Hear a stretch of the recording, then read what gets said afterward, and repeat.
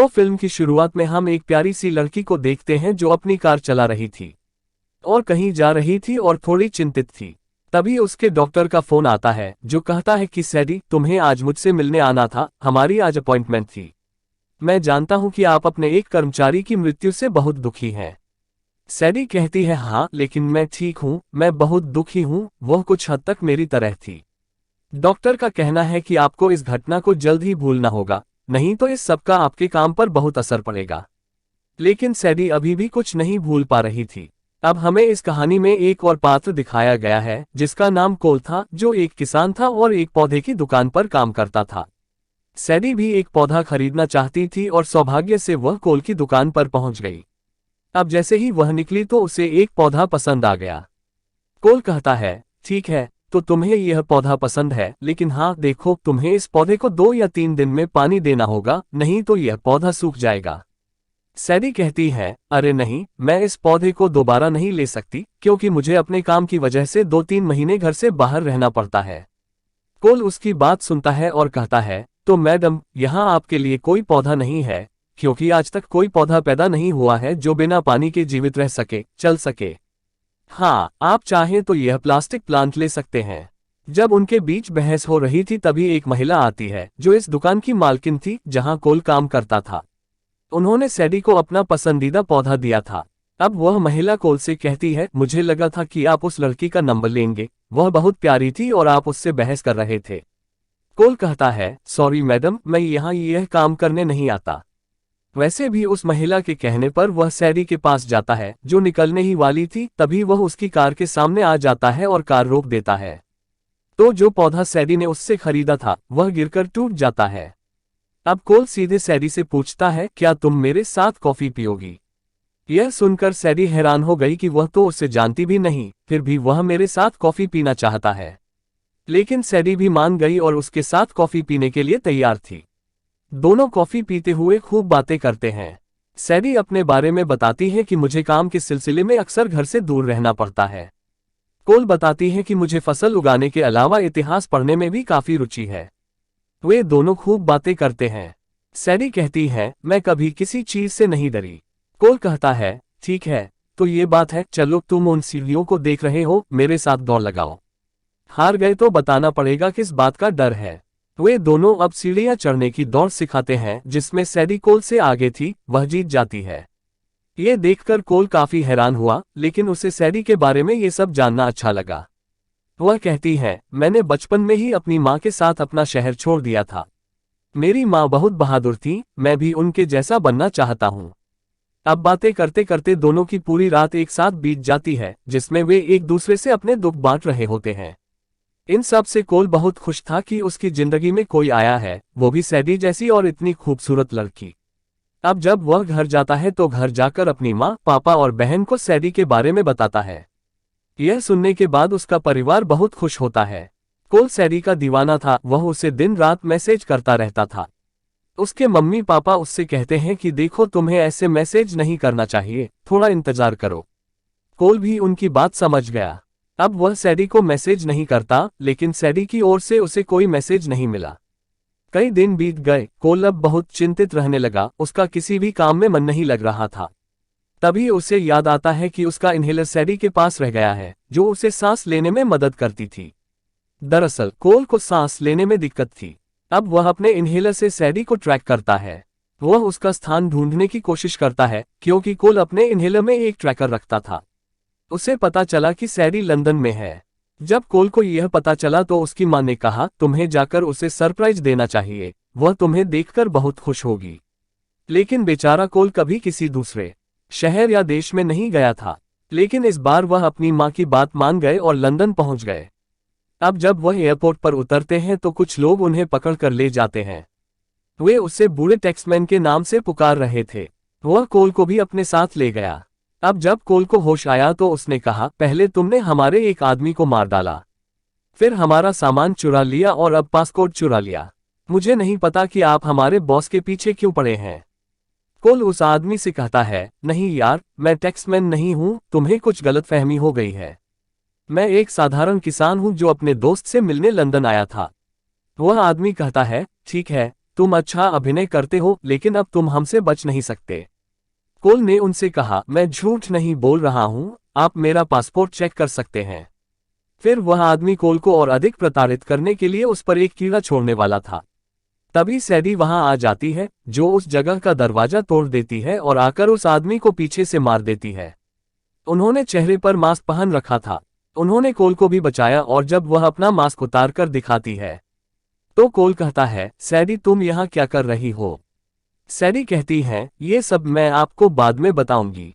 इसके बाद वह वहां अपनी बंदूक से एक एक को मार रही थी और कोल को भी एक बंदूक देती है। वह कहती है कि मुझे छोड़कर बाकी सभी को मार डालो। वह उसे यहाँ अपने काम के बारे में बताती है। वह कहती है, मैं CIA एजेंट हूँ। उन्होंने हमारी एजेंसी के लिए जाल बिछाया था जिसमें आप फंस गए। वे सोचते हैं कि आप करदाता हैं, लेकिन वे क्या सोचते हैं, मैं इतनी जल्दी उनके जाल में फंस जाऊंगा? यह तो हो न सकता। यह सब सुनकर कोल चिंतित हो गया। वह सोचता है, क्या सैडी ने उससे झूठ बोला था? यहाँ हमें पता चला कि कर लगाने वाला कोई और नहीं बल्कि सैडी है। अब टैक्समैन की कहानी क्या थी? वो किसकी तलाश में थे ये तो हम बाद में कहानी में जानेंगे। लेकिन फिर भी किसी तरह उसने सैडी को बचाया और कोल को ले आई। वे एक पहाड़ी से कूदते हैं और दोनों एक बस में बैठ जाते हैं। जहां सैडी बस चला रही थी और उन लोगों पर गोली चला रही थी जो उनके पीछे आ रहे थे, और उनका बॉस कारों को टक्कर मारता है। एक कार में बहुत तेज धमाका भी हुआ, सारी गाड़ियां नष्ट हो गईं। तभी यह गुंडा बस के अंदर आता है जो सैडी को मारने वाला था, लेकिन कोल ने सैडी की जान बचा ली थी। दोनों उन गुंडों से बचकर भाग निकले थे। सैडी ने बस को एक जगह रोका। कोल ने उससे कहा कि तुम झूठे हो, तुमने मुझसे झूठ बोला है, तुमने मुझे अपने बारे में सब कुछ गलत बताया। सैडी कहते हैं, नहीं, मैंने तुम्हें वो सब कुछ बता दिया जो मैंने अब तक किसी को नहीं बताया था। जिस पर कोल कहते हैं, ओह ठीक है, तो इसका मतलब है कि मैं दुनिया का सबसे बड़ा मूर्ख हूं जिसने सैडी जैसी लड़की पर विश्वास किया। अब मुझे लगता है कि मुझे आप पर विश्वास नहीं करना चाहिए था। और वह कहानी जो आपने अपने कर्मचारी के बारे में बताई, वो मर गई, ये भी मुझे झूठ लगता है। सैडी कहती है, हाँ, वह कहानी झूठी है, क्योंकि मैंने अपने कर्मचारी को खुद ही मार डाला। वह उन लोगों के साथ थी जो मेरे दुश्मन हैं। उसने मुझे धोखा दिया था। कोल यहाँ से वापस जाना चाहता था। सैडी कहती है, नहीं, तुम अभी नहीं जा सकते, क्योंकि जो लोग मेरे शत्रु हैं वे तुम्हें करदाता समझते हैं। तुम्हें मेरे साथ आना होगा। सैडी कोल के साथ पाकिस्तान के खैबर दर्रे पर आई थी। वहां उसे एक आदमी से मिलना था। अब वह आदमी सैडी से कहता है कि जिन लोगों ने तुम्हें पकड़ा था उन्होंने ऐश-टैग चुरा लिया है, जो एक जैव रासायनिक हथियार है और बहुत खतरनाक भी। और अगर ये गलत आदमी के हाथ लग जाए तब तो बहुत कुछ नष्ट हो जाएगा। और वह काम केवल एक ही आदमी कर सकता है, जिसका नाम लेविक है। अब वह आदमी लेविक की पूरी कहानी बताता है। यहाँ हम लेविक के बारे में सीखते हैं कि वह फ्रांस में एक सीक्रेट एजेंसी के लिए काम करते थे, और फिर बाद में उन्होंने अपने लिए काम करना शुरू कर दिया, जिसमें हथियार खरीदने और बेचने जैसी बातें आम थीं। वह आदमी सैडी को लेविक के बारे में सब कुछ बताता है। अगर आप उसे पकड़ना चाहते हैं तो सावधान रहें, वह बहुत खतरनाक आदमी है। अब जब वह आदमी सैडी से बात कर रहा था, तब सैडी कहती है कि मुझे आपकी मदद चाहिए, मुझे आपके कुछ आदमियों की जरूरत है। तभी लाल शर्ट वाला एक आदमी पीछे से आता है और उस आदमी को मार देता है और सैडी को अपने साथ चलने के लिए कहता है। तभी एक दूसरा आदमी पीछे से आता है और लाल शर्ट वाले आदमी को मार देता है। अब वह आदमी उन दोनों को अपने साथ ले जाने की कोशिश करता है। तभी एक और आदमी आता है और पहले आदमी को मार देता है। अब लाल शर्ट वाला आदमी उन्हें दोबारा पकड़ लेता है। ये सब इसलिए हो रहा था क्योंकि लेविक ने कोयले के सिर पर बहुत बड़ा इनाम रखा था। टैक्समैन CIA की गुप्त एजेंसी के लिए काम करता था और उसे उस बायोकेमिकल हथियार का पासकोड भी पता था। अब वह वहां से कैसे भाग गया? कार में जाते समय सैडी कोयले से कहती है, हैशटैग वास्तव में एक बहुत ही खतरनाक हथियार है जिसका पासकोड सिर्फ मेरे कर्मचारी को पता था। वह लेविक को इस बारे में बताना चाहती थी, लेकिन उससे पहले वह कहती है कि मैंने उसे मार डाला और उस पासकोड को भी खत्म कर दिया। यदि लेविक उस पासकोड से हथियार खोलता है, फिर वह इसका इस्तेमाल बहुत सारे गलत कामों में करेगा। इतना कहकर सैडी कोयले को बेहोश कर देती है। दूसरी ओर लेविक ने भारी धन का नाम कोयले के सिर पर रख दिया था। अब सैडी ने एक योजना बनाई और कोयला बांधकर लेविक के पास ले आई। और कहता है, ओह तो आप करदाता हैं। मैं आपकी हालत देखकर समझ सकता हूँ। एक समय मैं सीआईए के लिए भी काम करता था। जब उनका काम खत्म हो जाता है फिर किया वाले अपने आदमियों को ऐसे ही छोड़ देते हैं। ये सब मेरे साथ भी हुआ। खैर छोड़ो, जल्दी से पासकोड बताओ। उसी समय सैडी लेविक को बताती है, जब तक तुम मुझे मेरे नाम से पैसे नहीं दोगे तब तक मैं इस पर नजर रखता हूँ। और इसी तरह सैडी भी लेविक के विमान में कोयला लेकर आ गई। लेकिन जल्द ही लेविक के आदमियों को पता चल गया वह कोयला और सैडी एक साथ हैं, और इसी वजह से प्लेन में मारपीट हो जाती है। सैडी बहुत बहादुरी से लेविक के आदमियों से लड़ रही थी, फिर लड़ते लड़ते उसे चाकू लग जाता है। वह घायल हो गई थी। यह देखकर कोयला सैडी और बायोकेमिकल ब्रीफकेस ले लेता है। वह चलते विमान से कूद जाता है। अब जब सैडी को होश आया तो वह जंगल में था। यह जानकर बहुत अच्छा लगता है कि कोयले ने उसकी जान बचा ली। अगली सुबह लेविक और सीआईए के लोग उनकी तलाश कर रहे थे, क्योंकि उनके पास बायोकेमिकल हथियार ब्रीफकेस था। वे दोनों जंगल में थे। अब सीआईए और लेविक के लोगों के बीच लड़ाई है। यहाँ सैडी केवल एक ही चीज बचा सकी, कोयला या ब्रीफकेस। उन्होंने कोयला चुना। अब लेविक के आदमियों को ब्रीफकेस मिल गया और सीआईए सैडी और कोल को पूछताछ के लिए अपने साथ ले गई। उसने लेविक के लोगों को ब्रीफकेस क्यों लेने दिया?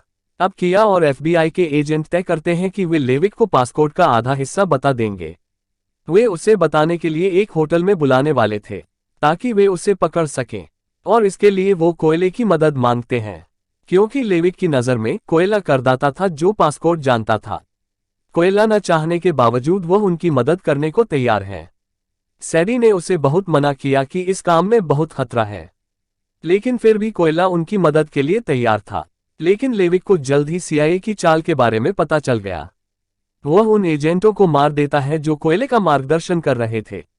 अब वह कोयले के पास जाता है और कहता है, चलो मुझे पासपोर्ट बताओ या मैं अपने रास्ते का उपयोग करूंगा, फिर बताइएगा। तभी सैडी वहां आती है और लेविक कहता है कि तुम जिस चुंगी लगाने वाले को ढूंढ रहे हो वह मैं हूं। लेविक को पता चल गया था कि असली टैक्समैन सैडी है। वहां सैडी ने असली नेता को भी बुलाया था। लेविक किसके लिए काम करता था? जिसका पहला लेविक एक एजेंट था। सैडी नेता को पासपोर्ट बताती है और बदले में उसने सैडी के अकाउंट में काफी पैसे ट्रांसफर किए थे। ये देखकर लेविक को बहुत गुस्सा आता है। वह सैडी को बंदूक दिखाता है और कहता है, मैं तुम्हें मार डालूंगा, तुमने मेरे साथ अच्छा नहीं किया, इतना बड़ा धोखा। तभी सैडी उस होटल में जोर से कहती है, उस लेविक को बहुत बड़ा इनाम दिया गया है। यह सुनकर वहां मौजूद सभी लोग लेविक के पीछे हो गए और इसीलिए वहां झगड़ा होता है। लेविक के लोग ब्रीफकेस लेना चाहते थे, जबकि वहां अन्य लोग लेविक को पकड़ रहे थे। कोल लेविक के आदमियों को मार रहा था। वहां लेविक सैडी को मारने वाला था। तभी कोल आता है। उसने आकर सैडी को बचाया और सैडी ने लेविक को मार डाला। वह जिस भवन में था वह बहुत ऊंचे स्थान पर था, जिसके कारण लेविक नीचे गिर गया और उसकी मौत हो गई। इस लड़ाई में नेता की भी मौत हो जाती है। कोल और सैडी ने उस जैव रासायनिक हथियार को भी बचा लिया था। कहानी के अंत में हमें कोल और सैडी को दिखाया जाता है, जो अपने परिवार के साथ एक साथ बैठकर खाना खा रहे थे, और फिर उसके बाद वे खुशी खुशी रहने लगे। और इसी सुखद अंत के साथ इस फिल्म की कहानी यहीं खत्म हो जाती है।